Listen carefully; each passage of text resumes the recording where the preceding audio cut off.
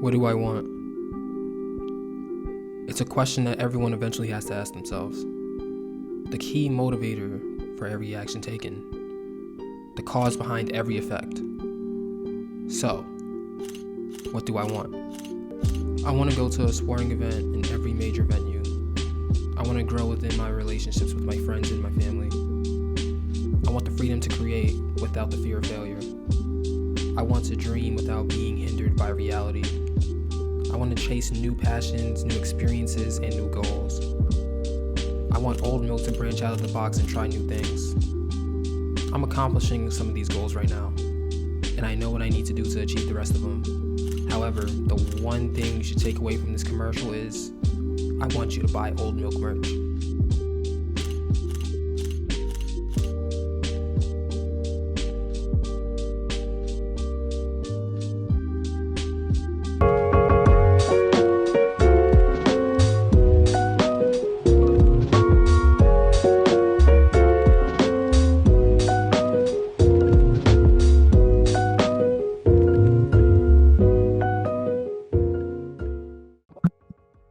Brr. You beat me to it. I was about to be like, brr. Big brr, king brr. Oh my god. All right. What are you talking about? Big 30, last man standing. That was crazy. I haven't talked to you in like 3 weeks, man. How you doing? Can't complain. I've been matching my clothes to the last episode, Mhm. so that I'm wearing the same exact thing Oh, as no, the me last too. episode. Like I made sure the sun was in the exact right place when we recorded. I put the tie-dye Stussy fleece right here. You know what I mean? The Exact same setup. the behind the scenes look at how much detail and how much care we put into every episode of the Cat Podcast is amazing. You know, I'm still in the same, I think you gold. Yeah, gold. Gold's like mustardy a little Yeah, bit, not in a mustard. bad way That's though. that's the name of it. Mustard. Yeah, I was thinking of like what the official name was, but no, it's mustard. But no, I'm gonna call it yeah. gold. The same way I was calling the other shirt, the other hoodie lavender, and really it's a periwinkle thing. I don't know. I guess they don't know what colors are, but it's okay. All I know is, blue and yellow make green, and that's all I really care about. Which we're wearing, and which means we made green. Look at that. Hey, Hey man, I'm proud of us. Proud of us.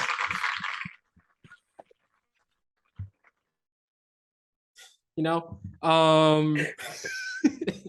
cash rules everything around me. cream. It's true. It's true. Record the podcast. Dollar bill, y'all. All right. This is the Cat Podcast. This is episode 320. Low key should have been episode 330, but that's neither here or there. I am your host, Nate Spurler. That is Taylor McLeod. Thank you for watching on YouTube, listening on Spotify, Apple Podcasts, Amazon Music, Stitcher, and more. Do us a favor, hit the like button, subscribe to the channel. You don't have to do it now, but at some point, I'm sure that you will like to follow us on Instagram, Twitter, and TikTok at Old Milk Media. Check out the Old Milk displays on Spotify and YouTube, and check out all the Old Milk content on oldmilk.co. Today, we are talking about BIG30, Last Man Standing, his debut album, which it's always nice to see a debut album come out. 16 tracks long, 46 minutes long as well, featuring ATL Jacob, Hot Boy, Big Homie G, Lil Jeremy, and Pooh Shiesty. Taylor, what were your first initial impressions on Last Man Standing? Yo, these up and coming rappers from the South are scary. Yeah. They're not to be played with. None of them. BIG30 and ESTG might be the two. There's that tweet where it's like ESTG seems like a reasonable man to deal with if you like cross him or whatever. I feel the same about BIG30. Like, they're based on everything I'm hearing, they are about that life. Yeah. First of all, from the first song, Stand on Business, Run Up on BIG30, gonna be an epic fail. Okay. Okay. Hey, I don't doubt it. The way he's talking Me about neither. it, like seems legit to me. Me neither. I think where I want to start is by giving a little industry take, if you will. I think this is his debut album. From the industry perspective, everything should be called an album because of how record contracts work and stuff like that. Like everything should be called an album. Now, from the fan perspective, someone like me who listened to King of Killbranch, wrote about King of Killbranch, has been listening to King of Killbranch all year. First off, play with 30, you get shot at. Like I could tell you that off the top of my head. I feel like the feature list for this album compared to King of Killbranch, it just doesn't live up to King of Killbranch.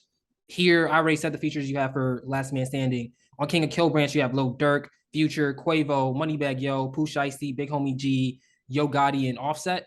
Now, it is my understanding that King of Killbranch was released independently, and this one will be his first album on Interscope. So it's kind of confusing to me. You would kind of expect him to have. I mean, I don't really know how you get better features than the ones that you had on King of Killbranch, at least in terms of stature and hip hop. But you kind of expected it to be the same. But here, really, the biggest name is Pooh Shiesty and ATL Jacob, who raps here, but he produces some tracks here too. But he's main the reason why we know ATL Jacob exists is because of his great beat making, not his rapping. So I just found that to be very interesting. I feel like for a debut album, this doesn't have the spectacle or the fanfare that I would expect out of a debut album from an up and coming artist. That's just a fan perspective, but again, neither here or there. That being said, good album.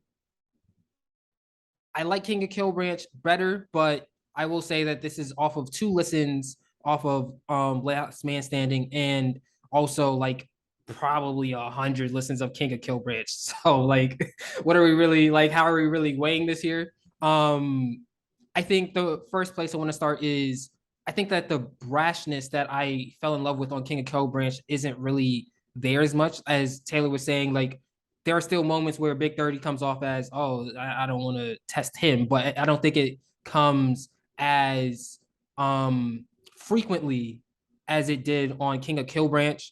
I also think that Big 30 potentially has a little bit of more growth to do. I think I'd like to see some more artist development, which I guess doesn't exist anymore in the music industry, but that's a different story for a different day. I'd like to see more artist development out of him because I feel like there are times, especially on the hook on My Mama, I forget what number track that is, but on My Mama, like he kind of falls out of pocket a little bit, and I feel like he could have been more in pocket and more.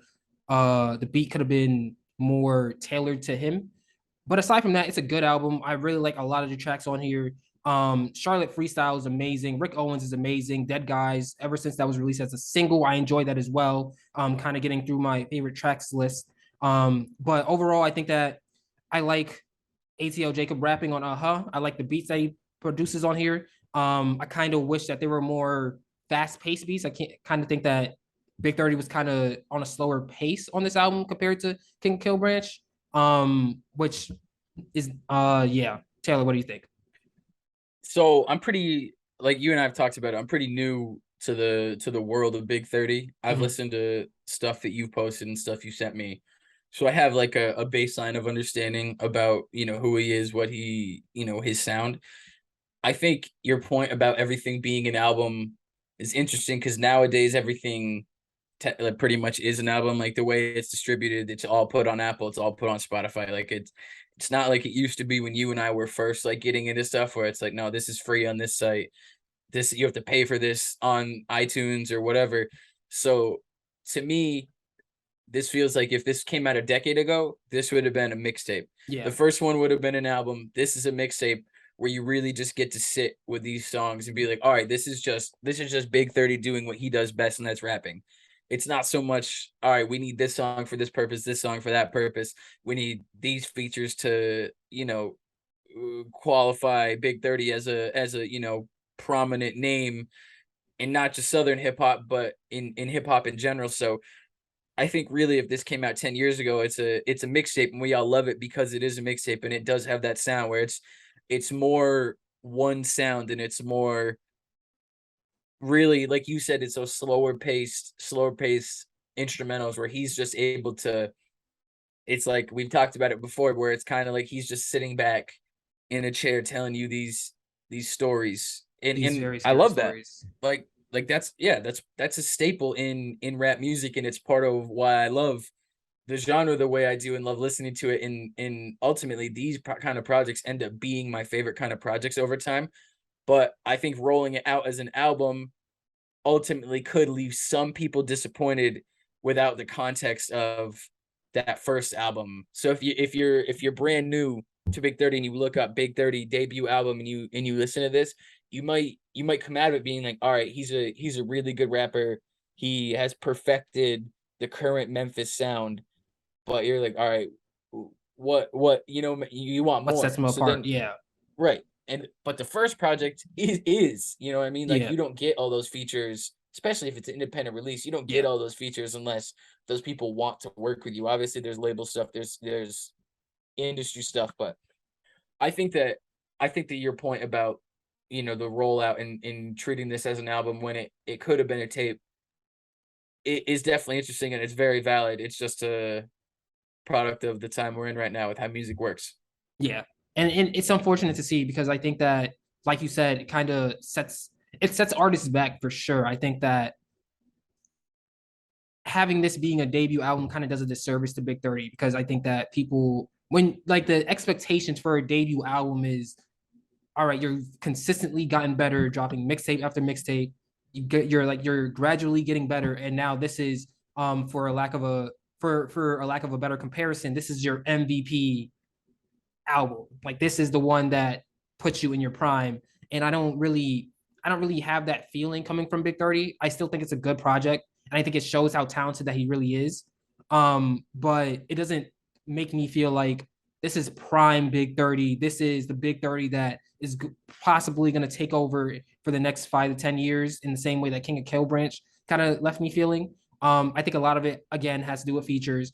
But aside from that, the beats on here, I just think that it's a step back. And I guess there are some good moments here. I mean, no, there are a lot of good moments here. I'm not trying to, I think because I'm an invested fan, I'm just seeing all of the ways that things could have been better, if that makes sense. Like, but kind of not acknowledging or kind of just taking like, I don't know, taking it for granted in the same way that you would take Steph Curry making a three for granted, like, oh, he does that all the time. Right.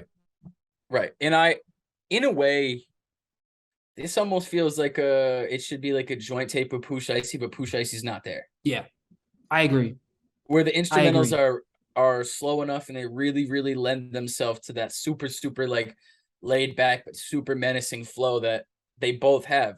And obviously there's a ton of shout outs to Pooh Shiesty, and then you have the interlude or the whatever you want to call it, the feature of him on the phone from jail. But this project would have been so perfect for both of them to go back and forth on every song, and then that's that extra dimension that you need to set a project like this apart. And I mean, obviously, it's a shame that couldn't happen. That didn't happen. Obviously, Pusha T has been away for a while, and we would have definitely had new music from him. So even if it wasn't a joint tape, like you know what I mean, it could have been like two of those tapes from like people who are close in like in real life, but also in the rap world. So you have those like twin projects that are kind of like, all right, cool. Like you get to track that movement. And something you talked about is like artist development that just doesn't artists don't even have the chance to develop anymore Yeah. because it's like you you post those four songs on YouTube and one of them goes and then the second one kind of gets close to it, and the other two, however they perform is however they perform.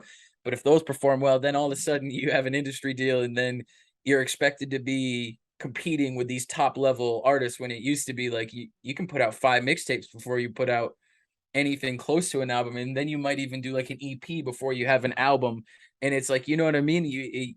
Like you don't get that anymore. And not to compare, not even to compare artists in general, but we're seeing it with like with Ice Spice where like there's just no opportunity to develop at all. It is you have a song that went viral on Twitter and on YouTube, and all of a sudden you're expected to perform at Rolling Loud with Fabio Four, and you're in the clubs in Houston with audiences that have Yeah. no interest in hearing a viral Twitter hit unless there's more after it.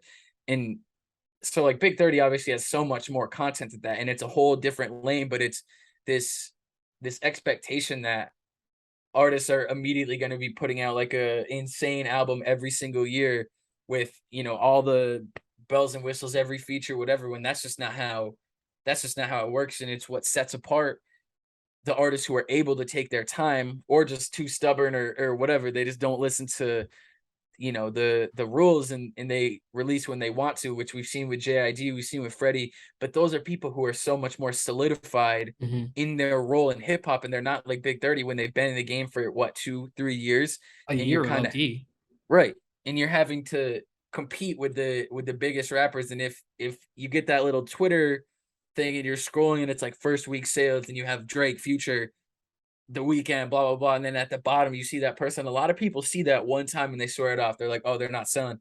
And it's like, well, yeah, they haven't built an audience yet. But Yeah. so it is. I'm glad you brought that up. It's like a microcosm of how everything is skewed now, where you don't have the chance Yeah. to do that. So if you had that first project with Stupid. all You're not gonna get those, the chance. yeah, like you had that first project with all those features, and those features are huge, especially last year. To get like even just one Lil Durk feature would Yeah. have been like a big deal. Mhm. But you have all those where it's like, and then all of a sudden you have this, which I think is a really good project. And I think the features and all this work. Like, it's great to hear It ATL does. Jacob rapping, and not just, make, and like, you have those real connections. And Hot Boy, someone else from the South who's coming up right now. And if this was a mixtape in 2012, 2013, everyone's playing this and they're like, all right, cool. Like, we're learning who Big 30 is in anticipation of that next album. But for a lot of people, it's going to be, oh, well, it didn't have the features, I'm not even hitting play on it. Yeah. To kind of state it in NFL terms, I feel like the music industry is treating rappers like running backs from the standpoint of, as soon as you draft them, they're pro ready, which is mainly true when you look at the NFL. But they should really be treated more as quarterbacks, like people you need to bring along and you need to Yeah, help they're educate about artists. the game. Yeah, like they need the ability to try and fail and continue to try and fail. Not saying that this is a failure for Big 30, just speaking more broadly in terms of just looking at the hip hop game right now. And I think that it's just more so right now, especially, it's just like, okay, you get one chance. And if you don't sell what we're projecting you to sell, we have someone who's going to replace you in 15 minutes. So you better figure it Right. out. And those mixtapes allowed so many artists to experiment and really like understand their own sound without the pressure of releasing an album or everything being looked at as an album. Because there are so many people right now, and you and I are still young. Yeah. You know what I mean? Like, we're still young comparatively, but in the 10, 12 years that we've been, really invested in all this, things have changed so much. So now I feel old sometimes, Yeah. even in remembering like the free mixtape era, when you might have an artist who drops an album every 2 years and you get two mixtapes in between, and you can kind of track that progress, being like, all right, here is them coming off that album. So you might get a couple like B-sides from that album, and then it's like a step towards the new sound, and the next one might be a little different, and then that next one bleeds perfectly into the album. We don't get that anymore. It's very No. much like everything is treated exactly as an album. There's people who don't even know what the free mixtape era was like.